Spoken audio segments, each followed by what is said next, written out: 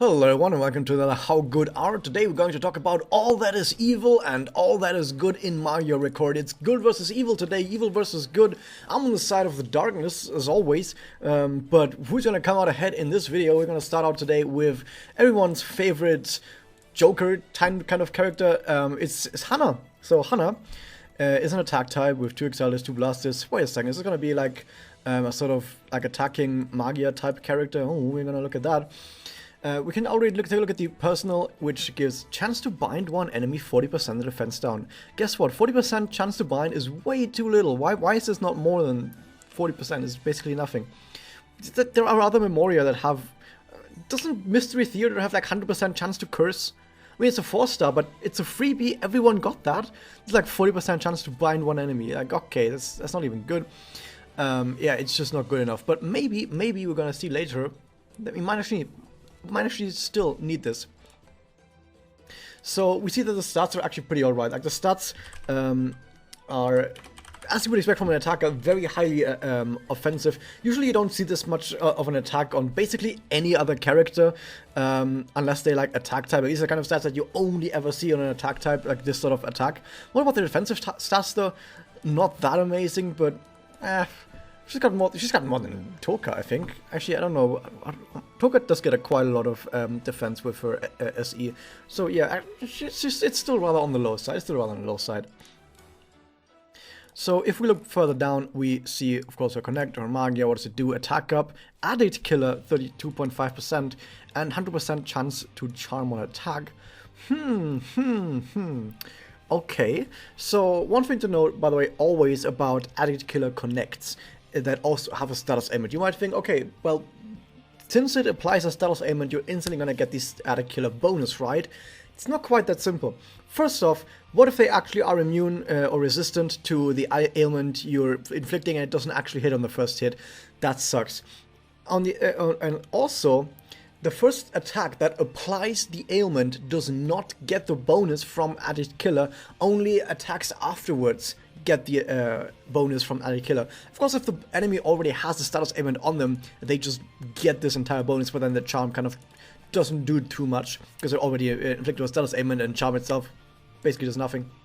I mean, yeah, it's stun, but whoop-de-doo. Not really that important. So if you're using this on an enemy that doesn't have a status ailment yet, only the second and third hit, granted the enemy does actually get charmed, will be receiving the Addict Killer bonus, but about those 2 hits, how strong are they? Well, they are really strong. 35% attack up, should have been 40% to be honest, and 32.5% Addict Killer. Hey, that's pretty decent. That's decently powerful. That will actually deal quite a lot of damage, and especially if you can make sure that even before you use this, the enemy has a stealth ailment, and the first hit as well also gets the bonus. That's really awesome. Also keep in mind that if you give this Connect to someone and then that character uses a Magia, that Magia will benefit from Addict Killer. Yeah, this applies to Magia as well. So this can also boost someone else's Magia, and so that actually makes this pretty good. And I can tell you right now, this is probably the best part about her entire kit, her Connect. Although her Magia is also really good, actually. So it binds one enemy for 100%. Only one turn. We're gonna come back to that in a second. It gives attack down, which I guess if you're playing against a really big boss and you're having trouble defending, this is actually quite alright. You have a 3-turn, 25% attack down. Usually, like just from experience, whenever I notice that the enemy is doing a lot of damage and is actually like maybe even going for a kill on my team, usually that's not against singular big bosses. Usually that's against multiple smaller magical girls that get to Magia. Usually Magia from enemy magical girls in 100 Evils quest or whatever. Usually that is what ends up killing people. And against that, a single target, 25% attack down. I guess if you only know that just one enemy is going to Magia, I guess fine. But on the other hand, even in 100 Evils, if you're using a single target Magia on someone, on an attack character, that guy should explode. My Mikage has a single offensive Memoria, just a single offensive Memoria. The other 3, well 2, I only have 3 slot. The other 2 Memoria are completely defensive. And even she one-shots enemy with Magia in 100 Evils, at least a lot of them. And with double, definitely one-shots everything. And yeah, like I said, with only one offensive Memoria. So in 100 Evils, you're just one-shotting people anyway against like single targets. So an attack down and a defense down afterwards doesn't do too much. But against a big boss, At least the defense down can be really awesome. It's a 40% defense down for 3 turns. That's actually really good. Against the Kimochi that we just had, this was actually kind of decent. Yeah, it was decent. You might have trouble actually getting ailments on the enemy, since the enemy had that ailment shield that then gets refreshed with a Magia. But if you can get around the ailment shield that Kimochi had, this was actually a really good character to use. Not a top character, but still a good character. And Chance to Evade herself, I mean, she's rather squishy, so getting some defensives out on her Magia, that's actually quite alright. Helps her survive a little bit. So overall, the Magia is actually kind of alright. Now, before I go more deeper into this character, we still need to also look at the Spirit Enhancement, because everything's going to come together. It's all going to come together in a little bit. So, what do we get? We got a bit of Magia damage up, that's fine, she needs that.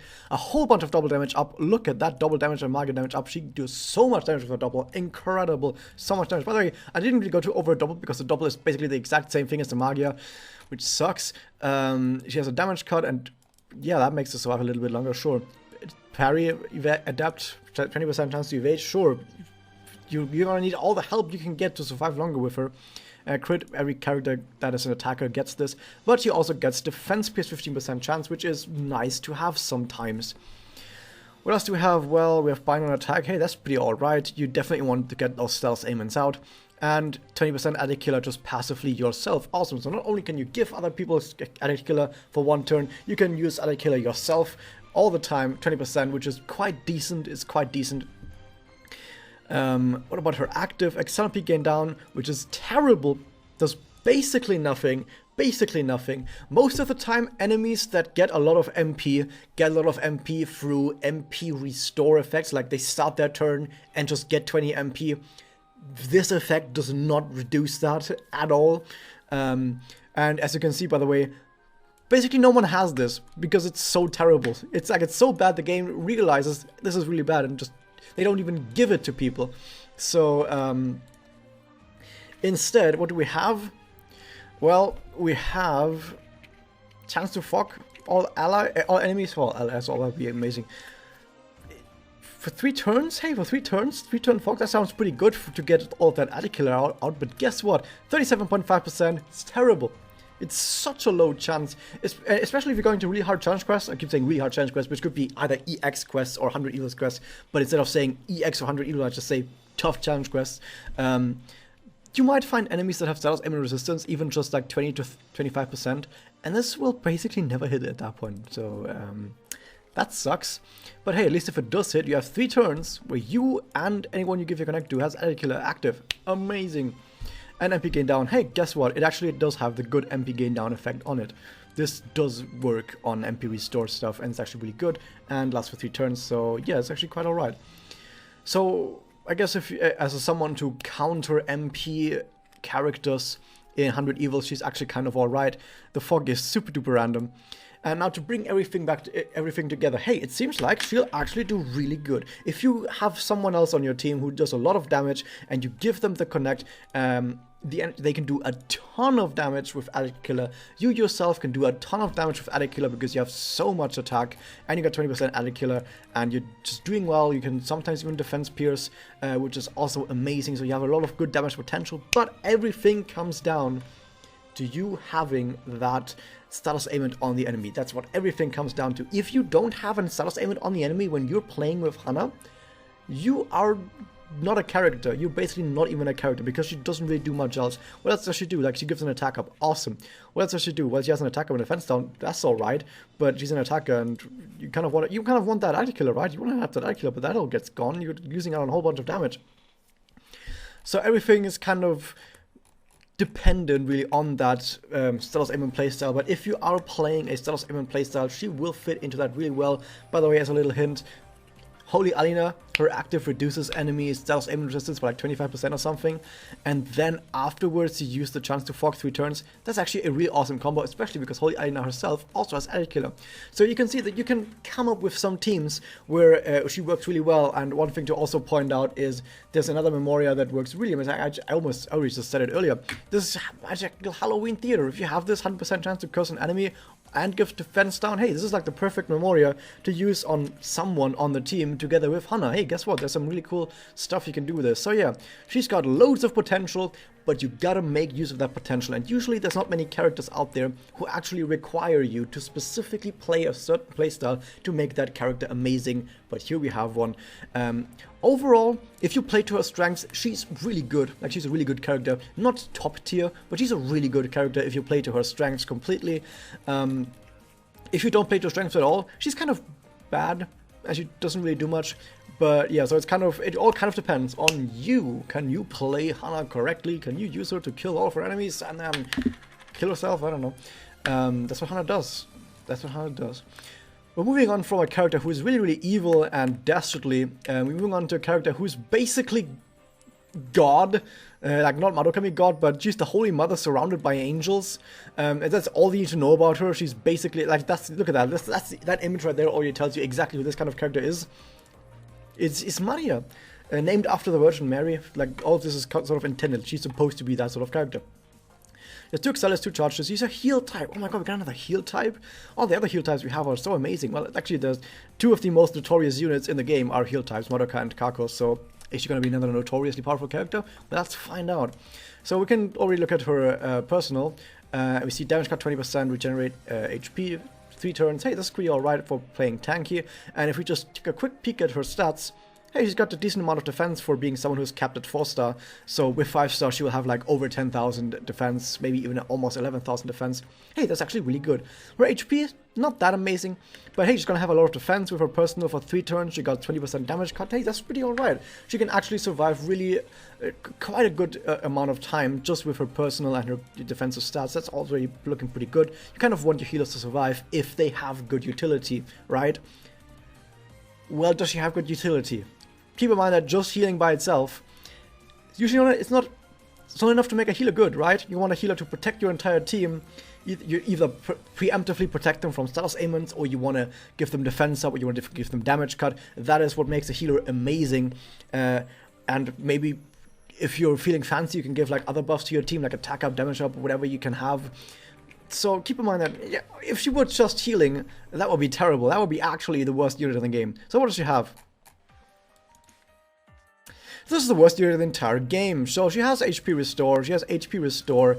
Other than that, what she have? Bind? Sure, this is the only good part about this entire character. I'm gonna say it right now. This right here, this Bind attack, is the only good part about her entire character. Because what else does she have? She has 2 HP Restores, which is way overkill, on someone who doesn't even protect her team. She removes status ailments. Okay, would much rather prevent them than removing them, but prevention is like 5 times as good as removing after the fact. And attribute strength and damage. She's got no damage. She has no damage. Look at those 4-star attack. That's almost Konomi level. Like, Konomi is only like 700 below, which is not that much off. It's not that far off. So her attack isn't that great. So, attribute strength and damage? This is not going to do damage anyway. What else do we have? Sure, let's take a look at this. She doesn't even get good bonuses from in here. But hey, look at this. She actually gets Excel Adept. The reason I bring this up is Kako doesn't have that. Madoka doesn't have that. Iroi don't have an Excel MP game bonus. Or an MP game bonus. None of these characters have that. Maria, she has that. And it's terrible on her because her Magia is bad. Amazing. What else you have? Chances damage up? Sure. I mean, she does have 2 charge discs. Okay. She does damage resistance up. That's actually pretty alright on a healer. Most healers have that. She also gets to regenerate, which also most healers get. Interesting enough, she also gets the defense adept. Like I said, her defense is actually pretty good, so she'll survive a long time. Anti-bind is also pretty alright, and once again, a chance to bind on attack. Sure. Reinforce, her active. Reinforce. It gives attack up to self. Attack up. And Magia damage up. But she has no damage. But she has no damage. Why are you trying to buff her damage? She doesn't have any damage. I don't know what exactly is going on with this unit. But here's the thing about this unit. She can bind a little bit. That's alright. I mean, her binding a little bit, that's pretty alright. That's actually something that's good. But apart from that, she just heals a bunch. And that's it. And just healing by itself is kind of terrible. She's tanky, I guess. I mean, yeah, she's decently tanky, but do you even want her discs? Do you even want her discs? I mean, her connect, if you're trying to bind every single enemy, I guess you kind of want to get her discs for the connect, but her Magia doesn't really do much, so is her Magia even worth spending all of the effort to getting her to Magia? I just don't see it. I actually don't see what this character does. I actually don't see it. Like, yeah, she can heal somewhat alright. There's even other heal characters, like 4-star. Yeah, comparing that to a 4-star, but still. This Kaku's better heal output than this, because she does it passively with her after she used her Magia, which is way better. Yeah, I think Maria might actually be the worst unit in the entire game. Like, Konomi is more helpful than this. Konomi has a better Magia. Natsuki has a better Magia than Maria. She has like one of the worst Magias in the entire game, if not the worst Magia in the entire game. And she doesn't even have much else, so that was that. Hope you guys enjoyed this. Hit that subscribe button, ring the bell, and I'll see you guys next time.